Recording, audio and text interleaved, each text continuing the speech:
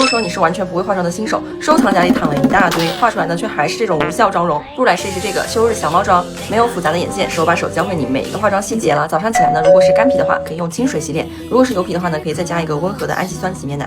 第一步，妆前护肤是必不可少的。先来用一个保湿的面霜喷雾，多喷洒几遍，到这种看到水珠的状态，用手多拍打一下，帮助它吸收。这步还可以帮助我们面部消肿。干皮可以在眼下还有鼻翼这种容易卡粉的位置，着重叠加一点贴贴霜，打圈按摩，帮助它吸收。像我一样就是黑眼圈比较重的话呢，这里我们可以在底妆之前，先来用一个遮瑕膏，只需要挤一点点，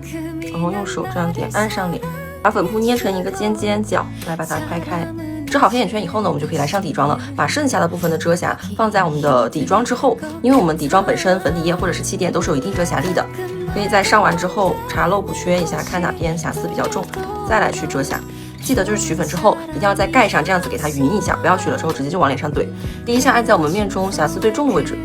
去给它垂直拍开。注意这里一定不要就是去来回拖蹭，就容易导致底妆卡粉搓泥。鼻翼这儿呢就给它着重按压一下，再去拍开，就会服帖很多。对比一下这边，毛孔直接消失。底妆画好之后，再用一个亮肤色的遮瑕，手指上薄薄的一层，点在我们的要遮瑕的像这种泪沟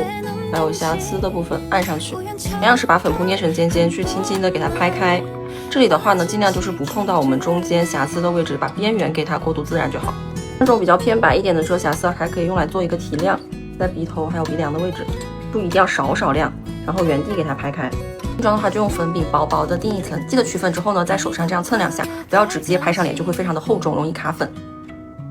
同样是垂直轻拍上脸，薄薄的把整个面中都带一下，像这种反光点都给它遮一下，用手这样去蹭一蹭，没有那种黏腻的感觉，就说明已经定好了。这种秋日的妆容呢，我们这里腮红就用一个这种偏橘调一点的。如果是和我一样的长中型，我就推荐把腮红打在眼下的位置，这样子可以让我们整个的视觉重心上移，要一个缩短中型的效果。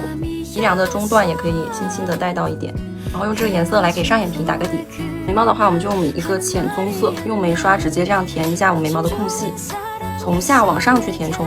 整个颜色的这种递进是下面比较深一点，然后越往上越浅，可以把眉尾的位置往后拉长一些，最后用余粉来轻轻的带过眉头。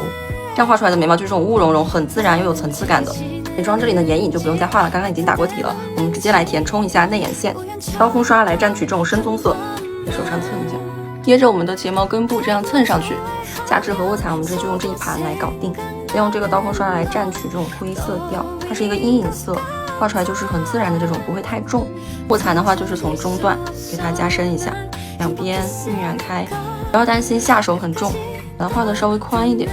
因为这个颜色是这种淡淡的，提亮的话就是用到这个淡粉色。接下来呢，我们就来修容，用一个这种的斜头修容刷蘸取修容色，记得在手上左右两边蹭一下，再来把鼻梁这儿顺着骨骼加深一下，这边也是，不要怕现在看起来比较重，待会我们还要再晕染。鼻头的话呢，就先在这下面画一个小的 V， 再往上延伸，就一个窄窄的鼻头，画一个类似于花的这种形状，看。确定好了轮廓之后呢，就可以来把它晕开，向外扫。最后呢，再把上下给它轻轻的带一下，衔接一下，喷的很奶。对睫毛贴的这种比较清透一点的，上眼就是没有很强的存在感，不会显得整个妆很浓。下睫毛的话就贴两根这种 A 字形的，先来遮盖一下唇色，同样用一个很适合秋日氛围的这种偏橘调的唇釉，给一点透明的唇印。然后呢，再用刷子的这个尖尖蘸取深棕色。我们在鼻子这边来点一个痣，这个妆容到这里就 OK 啦。